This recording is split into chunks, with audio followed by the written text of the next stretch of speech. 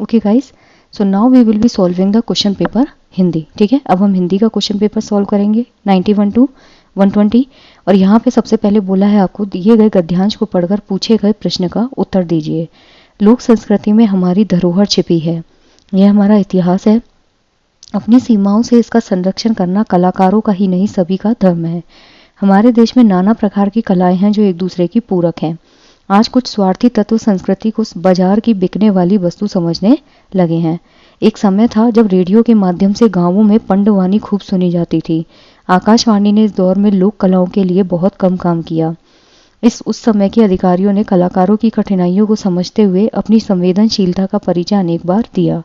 अब समय बदल गया है, रेडियो कम सुना जाने लगा है, इलेक्ट्रॉनिक मीडिया में विज्ञापन का जोर अधिक है। बाजार की प्रवृत्ति लोक संस्कृति पर हावी होती जा रही है। हमारे लोक कला माध्यमों ने समाज की समस्याओं के समाधान के क्षेत्र में भी काम किया है। राजनीतिक विसंगतियों पर गहरा कटाक्ष किया गया है। लोक कला हमें हौसला देती है, यह हमारी आंतरिक शक्ति है। यहाँ पे पहला क्वेश्चन है कि जो आकाशवाणी है उसके अधिकारियों ने लोक कलाओं के प्रति अपना योगदान कैसे दिया। लोक कला की प्रशंसा की, लोक कलाओं के विज्ञापन प्रस्तुत किए, लोक कलाओं को सम्मान दिया? नहीं। लोक कलाकारों की जो कठिनाइयां जो थी उसको समझकर उन्होंने उसमें योगदान दिया। तो यहाँ जो करेक्ट आंसर होगा दिस इज ऑप्शन नंबर 4। यहाँ पे लिखा हुआ है कि लोक कलाओं के लिए बहुत काम किया, कलाकारों की कठिनाइयों को समझते हुए अपनी संवेदनशीलता का परिचय दिया। नेक्स्ट है क्वेश्चन नंबर 92। बाजार की बिकने वाली वस्तु से अभिप्राय है। निष्कृष्ट मनोरंजन की वस्तु, साप्ताहिक बाजार की वस्तु, मेले में होने वाले प्रदर्शन और प्रदर्शनी में लगाई गई वस्तु। तो यहाँ पे जो करेक्ट आंसर होगा निष्कृष्ट जो मनोरंजन है उसकी वस्तु से मतलब होता है बाजार की बिकने वाली वस्तु। अगर कोई चीज मार्केट में इजीली अवेलेबल है तो वो क्या है? निष्कृष्ट मनोरंजन। लोक संस्कृति को इतिहास क्यों कहा गया है? इतिहास की पुस्तकों में इसका उल्लेख मिलता है। इनका अध्यापन इतिहास विषय के अंतर्गत किया गया है। पूर्वजों द्वारा सृजित किया गया है, इतिहासकारों द्वारा ये सृजित है। तो यहाँ जो करेक्ट आंसर होगा कि जो लोक संस्कृति है उसको इतिहास क्यों कहा है? क्योंकि ये पूर्वजों के द्वारा सृजित की गई है। ठीक है, कोई भी चीज जो हमारे पूर्वजों ने सृजित की है उसे ही हम क्या बोलते हैं? इतिहास बोलते हैं। So the option 3 is correct. Clear. Next है क्वेश्चन नंबर 94। अपनी सीमाओं में इसका संरक्षण करना, वाक्य में रेखांकित पद का क्या आशय है? लोक कला एक परिधि में काम करती है, अपनी अपनी क्षमता के अनुसार, केवल अपने ही क्षेत्र में, केवल अपने क्षेत्र की लोक कला। तो यहाँ जो करेक्ट आंसर होगा जो अपनी अपनी क्षमताएं होती हैं उसके अनुसार आप इन चीज़ों को संरक्षित कर सकते हैं। आपकी जितनी कैपेबिलिटी है उस हिसाब से चीज़ों को संजो के रखिए। सो द ऑप्शन 2 इज करेक्ट।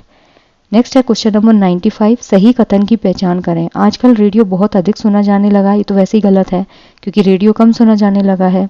लोक कलाएं एक दूसरे की पूरक नहीं है, लोक कला हमेशा एक दूसरे की पूरक होती है। आकाशवाणी के अधिकारियों ने संवेदनशीलता का परिचय नहीं दिया, गलत है क्योंकि संवेदनशीलता का परिचय देते हुए उन्होंने उनकी कठिनाइयां समझी थी। इलेक्ट्रॉनिक मीडिया में विज्ञापन का जोर अधिक है, ये रहा। तो यहाँ पे ये वाली लाइन जो है वो बिल्कुल सही है कि जो इलेक्ट्रॉनिक मीडिया है उसमें विज्ञापन का जोर अधिक है। गद्यांश में किस संचार माध्यम का उल्लेख हुआ है जिसके द्वारा लोक कलाओं का प्रचार प्रसार हुआ? ठीक है, तो यहाँ पे पूछा है टेलीविजन की वजह से, रेडियो की वजह से, फिल्म की वजह से और समाचार पत्र की वजह से। ये तीनों आधुनिक चीजें हैं, जबकि जो पुराना जमाना था उसमें रेडियो जो है वो बहुत ज्यादा सुना जाता था। निम्नलिखित में से अर्थ की दृष्टि से भिन्न शब्द की पहचान करें। आकाशवाणी, समस्या, कठिनाई और विसंगति। तो यहाँ पे अगर आप देखेंगे तो ये तीनों आपकी प्रॉब्लम से रिलेटेड हैं। ठीक है, क्या प्रॉब्लम है, क्या समस्या है, क्या कठिनाई है। जबकि जो आकाशवाणी है वो बिल्कुल अलग चीज है जो आजकल एफएम से रिलेटेड होता है। सो द ऑप्शन 1 इज डिफरेंट। राजनीतिक जो है उसमें कौन सा प्रत्यय है? कै, तिक, इक और ई है। एक चीज आपने पढ़ी होगी, अगर किसी भी वर्ड के अंत में आप एक प्रत्यय लगाते हैं तो जो पहला वाला वर्ड होता है उसकी मात्राएं चेंज हो जाती हैं। अब यहाँ पे आपने एक प्रत्यय जोड़ा, ये एक प्रत्यय जोड़ा, ये एक प्रत्यय जैसे ही इसमें लगेगा लास्ट में वर्ड के अंत में लगेगा तो क्या होगा? ये क्या हो जाएगा? राजनैतिक। क्लियर। तो यहाँ पे क्या है आपका? एक प्रत्यय। सो the option 3 is correct. Next question है आपका क्वेश्चन नंबर 99। लोक कलाएं हमें हौसला देती हैं, रेखांकित स्थान के स्थान पर लिखा जा सकता है। मतलब जो हौसला देने वाला वर्ड है इसकी जगह कौन सा सिनोनिम यूज कर सकते हैं? निरुत्साहित करती है, उत्तेजित करती है, हतोत्साहित करती है, प्रोत्साहित करती है।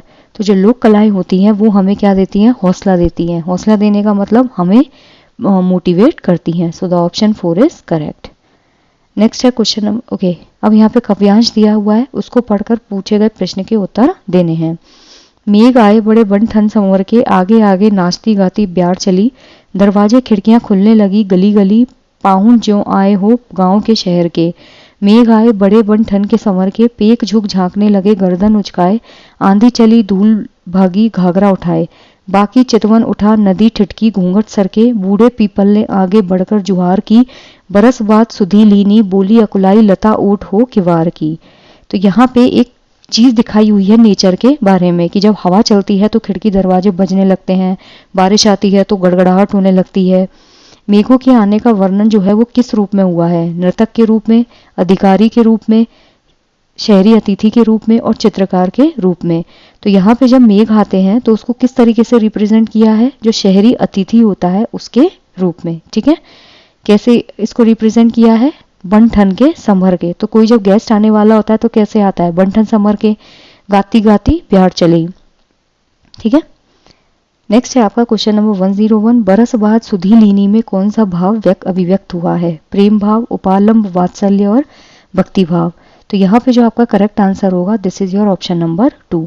जो उपालंब है कि बहुत बरस के बाद किसी ने आपके बारे में पूछने की कोशिश की। प्रेम भाव होता है जहाँ पे हम आपस में प्रेम पूर्वक चीजें रखते हैं या रहते हैं। वात्सल्य जो माँ का बच्चे के लिए प्यार होता है। भक्ति भाव जो हम भगवान के लिए फील करते हैं। तो उपालंब जो होता है इसमें क्या होता है, बरस बाद किसी ने किसी की सुध ली। So the option 2 is correct. Next है, आगे आगे नाचती गाती बयार चली। तो इसका अर्थ है आंधी तूफान आ गया, तेज हवाएं चलने लगी, हवा चलनी बंद हो गई, खुशी में सरोवर हवा बहने लगी। आगे आगे नाचती गाती क्या चली, हवा चली, हवा आगे आगे नाचती गाती चल रही है। तो खुशी में जो मतलब जब मेघ आने वाले होते हैं तो कई बार हवा बहुत तेज चलती है, क्यों, क्योंकि खुशी में सरोवर हवा बहने लगी। सो the option 4 is correct. Next है आपका, वर्षा के आगमन पर किसका उल्लेख नहीं हुआ है, मोर नाचने लगते हैं, खिड़कियां खुलने लगती हैं, हवा चलने लगती है, धूल आंधी चलने लगती है। तो यहाँ जो करेक्ट आंसर होगा, मोर नाचने लगते हैं। इस पूरी कविता में ये कहीं भी वर्णित नहीं है, खिड़कियां खुलती हैं, हवा चलती है और धूल आंधी आती है। नेक्स्ट है क्वेश्चन नंबर 104, जुहार की का अर्थ है कुशल क्षेम पूछना, स्वागत सत्कार करना, पुनः आने के लिए कहना, आदर के साथ झुककर अभिवादन करना। तो जुहार की मतलब जब कोई घर पे गेस्ट आता है या कोई इंपॉर्टेंट पर्सन आता है तो आदर के साथ झुककर उसका अभिवादन करते हैं। So the option 4 is correct. जुहार मीन्स आदर सत्कार करना। काव्यांश में अकुलायिता किसके प्रतीक में रूप में है, मुरझाई बेल, थकी हुई प्रौढ़ा, व्याकुल प्रियतमा और सूखी पगडंडी। तो यहाँ पे जो इसका करेक्ट आंसर होगा कि अकुलायिता। अकुलायिता का मतलब होता है आपका व्याकुल प्रियतमा। अकुलायिता मतलब जब आप किसी से मिलने के लिए बहुत ज्यादा बेचैन होते हैं, किसी का हम वेट करते हैं। तो बरस बाद सुधी लीनी, किसी ने आपकी बहुत बरसों के बाद सुध ली है। बोली अकुलाई लता ओट हो किवाड़ की। अकुलाई लता मतलब बेचैन लता, किवाड़ के चारों तरफ ऐसे मतलब ओट छिप जाती है। तो इसका जो करेक्ट आंसर होगा व्याकुल प्रियतमा। यहाँ से आपकी पेडागोजी स्टार्ट है। भाषा शिक्षा के बारे में राष्ट्रीय शिक्षा नीति 2020 की अनुशंसा के विषय में क्या सही है। सभी बच्चे अंग्रेजी माध्यम में सीखें, नहीं। जहां तक संभव हो माध्यम मातृभाषा या घर की भाषा हो, मे बी हो करेक्ट। देखते हैं नीचे और, विद्यालय शिक्षा के अंत तक पढ़ाई की भाषा के रूप में मातृभाषा हो, नहीं। इन्होंने कहा था जो पहली लैंग्वेज है बच्चे की वो मातृभाषा रखो, उसके बाद बच्चे को हिंदी सिखाओ और फिर उसके बाद बच्चा जो भी लैंग्वेज लेना चाहे। विद्यालय में कक्षा 8 तक सभी बच्चों के लिए माध्यम भाषा राज्य की सभी मुख्य भाषाएं हों, नहीं। जो नेशनल एजुकेशन पॉलिसी 2020 है उसमें कहा गया था जितना पॉसिबल हो सके बच्चे की जो मीडियम है उसका मीडियम बच्चे की मदर टंग को ही रखना चाहिए। सो the option 2 is correct for question number 106। Next है, बहुभाषा भारत की निम्नलिखित नीति रूप में किसे जाना जाएगा। सभी बच्चों की विद्यालय शिक्षा मातृभाषा में शुरू होती है और विद्यालय के अंत तक कई भाषाएं जुड़ जाती हैं। बहुभाषावाद आधारित मातृभाषा, त्रिभाषा शिक्षण, भाषा में शिक्षा में अनेक भाषाओं का शिक्षण, भाषा शिक्षा का निमज्जन, उपागम। तो यहाँ इसका जो करेक्ट आंसर होगा, this is your option number 1 कि जो मल्टीलिंगुअल होता है। बहुभाषावाद मतलब मान लीजिए ये कोई क्लास है, इसमें सारे बच्चे बहुत अलग अलग कल्चर से आते हैं, सबकी लैंग्वेज अलग अलग होगी, तो आप सारी जो लैंग्वेज हैं उनको रिस्पेक्ट देते हैं एक, और उन सारी लैंग्वेजेस को क्लास में बोलना अलाउ करते हैं, ठीक है। तो जो बहुभाषावाद आधारित मदर टंग होती है उसे ही बहुभाषावाद की नीति के रूप में जाना जाएगा, कि बच्चे जो हैं वो शिक्षा कहाँ से शुरू करेंगे, अपनी मदर टंग से। ये बच्चा इंग्लिश जानता है, ये हिंदी जानता है, ये तमिल जानता है, तेलुगु जानता है, तो ये आए तो एक भाषा के साथ थे, लेकिन स्कूल के एंड तक कई भाषाएं जो है जुड़ जाती है। कैसे? पंजाबी बोलने वाला गुजराती भी सीख जाता है, हिंदी भी सीख जाता है, मलयालम भी सीख जाता है। तो ये क्या होगा? भाषावाद आधारित मातृभाषा। त्रिभाषा शिक्षण फॉर्मूला क्या है? मातृभाषा, हिंदी और इंग्लिश। अनेक भाषाओं का शिक्षण, जब बहुत सारी भाषाओं को मर्ज करके आप पढ़ाते हैं। तो यहाँ इसका करेक्ट आंसर क्या होगा? Option number 1। नेक्स्ट है क्वेश्चन नंबर 108। भाषा के बारे में क्या सही नहीं है? भाषा अस्मिता व्यक्त करती है, भाषा इतिहास का खजाना है, भाषा मानवीय ज्ञान में योगदान देती है, और प्रत्येक भाषा की अपनी एक खुद की लिपि होती है, ठीक है।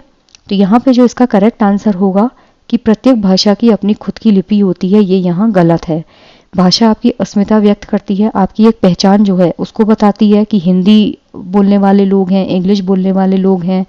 भाषा इतिहास का खजाना है, ऑब्वियसली हिस्ट्री है पूरी। मानवीय ज्ञान में योगदान देती है, आप अपनी मदर टंग में ही ज़्यादा कंफर्टेबल रह के अपना लर्निंग कर पाते हैं।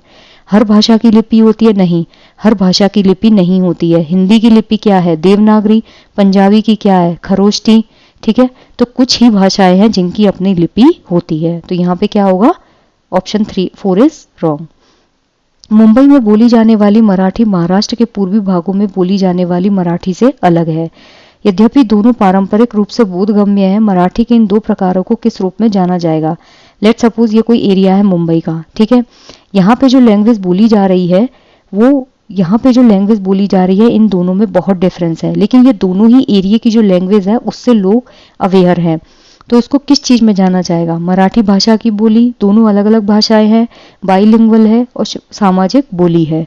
तो यहाँ जो इसका करेक्ट आंसर होगा दैट इज ये मराठी भाषा की ही क्या है? बोलियां हैं। बोली क्या होती है? एक क्षेत्र विशेष में बोली जाती है, जबकि भाषा अलग होती है, ठीक है। ये अलग अलग भाषाएं हैं, भाषा अलग अलग नहीं है, भाषा तो एक ही है। क्या? मराठी भाषा एक होती है, मराठी भाषा है, हिंदी भाषा है, इंग्लिश भाषा है। मराठी की दो क्या है? ये अलग अलग बोलियां हैं, ठीक है। द्विभाषी क्या होता है? जो आजकल बाइलिंगुअल पेपर आते हैं, हिंदी में भी और इंग्लिश में भी। सामाजिक बोलियां क्या होती है? जैसे मान लीजिए ये मुंबई का पूर्वी एरिया है, इसी में ही एक समाज के लोग कुछ अलग तरीके से बोलेंगे और दूसरे समाज के लोग कुछ अलग तरीके से बोलेंगे। तो यहाँ जो करेक्ट आंसर होगा ऑप्शन नंबर 1। नेक्स्ट है पठन क्या है? पाठ्य सामग्री की डिकोडिंग, अर्थ निर्माण, शब्दों का उच्चारण और शब्द इकाई की समझ होना। तो यहाँ पर जो आपका करेक्ट आंसर होगा this is option number 2। Reading क्या होती है? आप रीडिंग क्यों करते हो? आप मान लीजिए क्वेश्चन पढ़ रहे हो तो क्यों पढ़ रहे हो? इसका जो करेक्ट आंसर होगा कि आप इस क्वेश्चन को पढ़ के ये पूछना क्या चाह रहा है उस अर्थ का निर्माण कर सको। जब आपको एक क्वेश्चन समझ में ही नहीं आएगा, आप इसका अर्थ ही नहीं निकाल सकते, तो आप आंसर कैसे टिक करेंगे? पॉसिबल ही नहीं है। तो यहाँ पे ऑप्शन 2 जो है वो उसका करेक्ट होगा। शब्दों का उच्चारण जो होता है वो स्पीकिंग में इंपॉर्टेंट होता है। शब्द इकाई की समझ होना स्पीकिंग में इंपॉर्टेंट होता है, क्योंकि जब फोनेटिक्स ही क्लियर नहीं होंगे तो आप बोल भी नहीं पाएंगे।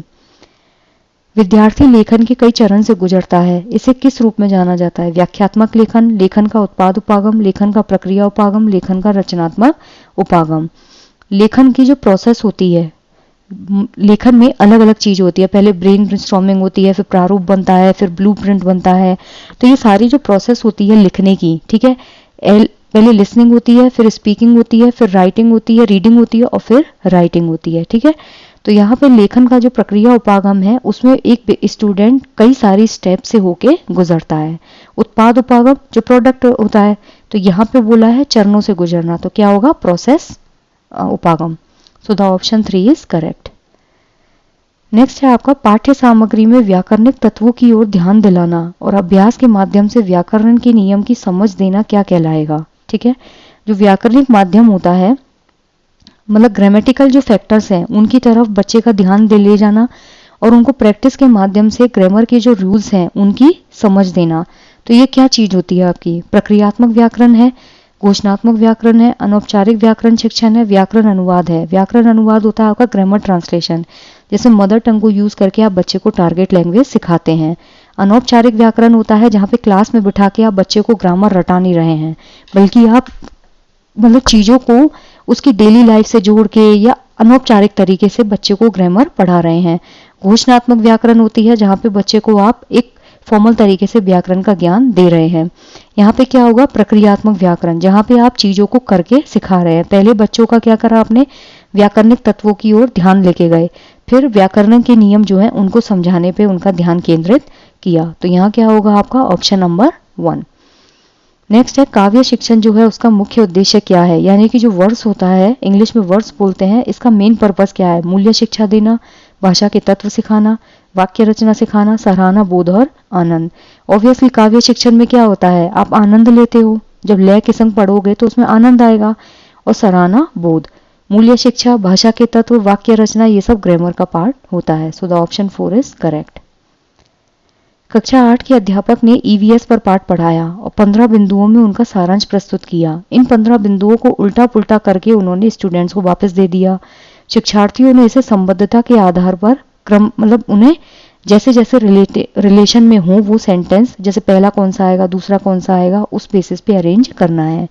टीचर क्या करने का प्रयास कर रहा है, उल्टे पुल्टे वाक्यों वाला अभ्यास, अधिगम सामग्री का सृजन, पठन के लिए उपविषय का सृजन और व्यक्तिगत पठन को समुन्नत करना। तो यहाँ पे जो टीचर है वो बेसिकली पठन के लिए जो उपविषय है उसका सृजन कर रहा है। क्यों? क्योंकि पहले टीचर ने क्या किया, एनवायरनमेंट पढ़ा दिया, उसके बाद उसको समराइज कर दिया अलग अलग 15-15 पॉइंट में। ठीक है, 15 पॉइंट में पूरी उसने ईवीएस खत्म कर दी, ईवीएस चैप्टर। अब टीचर ने क्या किया, पूरे जो 15 टॉपिक्स थे उनको वापस से उथल पुथल कर दिया और फिर स्टूडेंट को बोला कि इनको लीनियर क्रम में अरेंज करना है, यानी कि पहले कौन सा आएगा, दूसरा कौन सा आएगा। तो उसके लिए बहुत ज़रूरी है कि बच्चे ने बहुत ध्यान से पहले तो वो सब चीज़ें सुनी हो और फिर उसके बाद वो रीडिंग के लिए क्या कर रहे हैं, जो सब थीम होती हैं उसको क्रिएट करने की कोशिश कर रहे हैं। यहाँ पे अधिगम सामग्री सर्जित हो ही नहीं रही है, उल्टे पुल्टे वाक्यों का अभ्यास नहीं हो रहा है, व्यक्तिगत पठन नहीं है। यहाँ क्या होगा, बच्चे को पढ़ने के लिए आप सब थीम कैसे क्रिएट करते हैं उसके लिए बच्चे को माहिर बनाना। So the option 3 is correct. भाषा अध्यापक ने सामाजिक विज्ञान और विज्ञान के अध्यापक के साथ मिलकर शब्द भंडार अधिगम गतिविधि तैयार की। शिक्षार्थियों को प्रत्येक विषय से शब्द लेने हैं और सभी विषयों से थीम आधारित शब्दजाल बनाना है।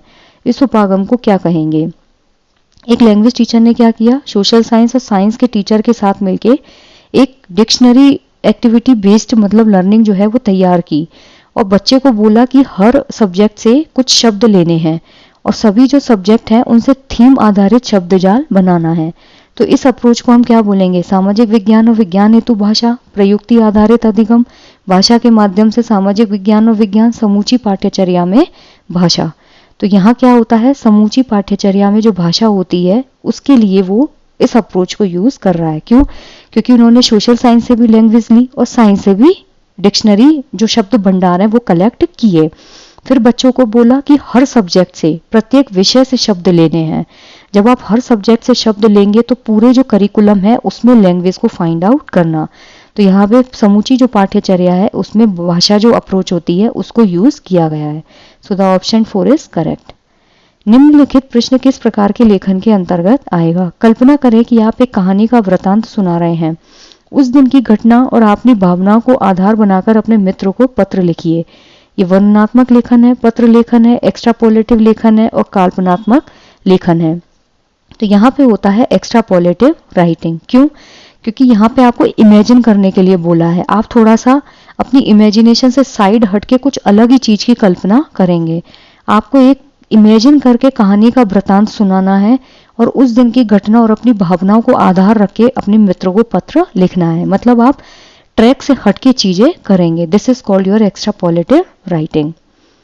सतत और संदर्भित मूल्यांकन क्या है? कक्षा के भीतर और बाहर प्रतिदिन की जाने वाली सभी गतिविधियों को शामिल करना, विभिन्न तरीके से शिक्षार्थियों का सार्वधिक आकलन, बिना किसी अंतराल के आकलन, कक्षा में शिक्षण और अधिगम का आकलन। तो यहाँ जो आपका करेक्ट आंसर होगा this is your option number 2, जहाँ अलग अलग तरीकों से शिक्षार्थियों का सबसे ज्यादा आकलन किया जाता है। मतलब पहले आपने कुछ पेन पेपर बेस्ड एग्जाम लिया, फिर आपने बच्चे की जो कोलेक्टिव एक्टिविटी है उनको जानने के लिए कुछ एग्जाम लिया, तो आप अलग अलग मेथड यूज करेंगे। कभी ऐसे राइटिंग दे दी, कभी स्टोरी राइटिंग दे दी, कभी कुछ दे दिया। इससे बच्चे का सबसे ज्यादा असेसमेंट करते हैं। तो सतत और संदर्भित मूल्यांकन में क्या होता है, अलग अलग तरीके से बच्चे का मूल्यांकन किया जाता है। ये जो होता है भीतर और बाहर की जाने वाली गतिविधियों को शामिल करना, दिस इज योर कोस्टोलैक्टिक एक्टिविटी। भाषा की जो आदर्श पाठ्य पुस्तक है उसके लिए किस पाठ्य सामग्री की आप अनुशंसा करेंगे? प्रामाणिक सामग्री, विभिन्न विधियों की सामग्री और लेखक द्वारा आविष्कृत सामग्री। तो यहाँ पे हम आदर्श पाठ्य पुस्तक है उसके लिए पूछा है कि कैसी पाठ्य सामग्री जो है वो आप प्रेफर करेंगे। तो प्रामाणिक सामग्री जो है हम उसको यूज करेंगे, मतलब जो प्रमाणित हो, उसके एक ऑथेंटिकेटेड मटेरियल हो। विभिन्न विधाओं की सामग्री नहीं। लेखक द्वारा आविष्कृत सामग्री, हाँ विभिन्न विधाओं की सामग्री होगी कि अलग अलग जो ऑथर्स हैं उनकी सामग्री हो।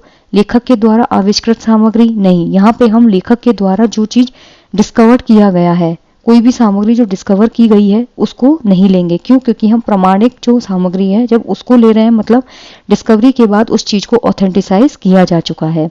अलग अलग विधाओं की सामग्री लेंगे, ये बात भी सही है। तो यहाँ पे ए और बी जो है वो बिल्कुल करेक्ट हो जाएगा।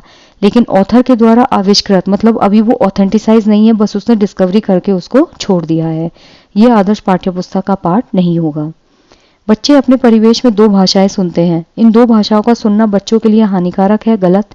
बच्चों के लिए लाभदायक है, बच्चों पर कोई प्रभाव नहीं पड़ेगा, पारस्परिक रूप से बाधित करेगा। तो जब अपने एनवायरनमेंट में बच्चा एक तो हिंदी मैक्सिमम सुनता है अगर हिंदी भाषी बच्चा है, और एक बच्चे की रीजनल लैंग्वेज होती है जिसे हम बोलते हैं मदर टंग, ठीक है।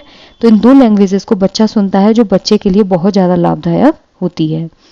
विद्यालय में भारतीय भाषाओं को समुन्नत करने वाला भारत सरकार का कार्यक्रम बहुभाषावाद के लिए भाषा, एक भारत श्रेष्ठ भारत, भाषा संगम और समग्र शिक्षा अभियान है। तो यहाँ इसका जो करेक्ट आंसर होगा this is your option number 3। यानी कि जितनी भी इंडियन लैंग्वेज हैं, भारतीय भाषाएं जो हैं उनको समुन्नत यानी कि इंक्लूड करने वाला जो भारत सरकार का काम है, कार्यक्रम है, उसे हम बोलते हैं भाषाओं का संगम।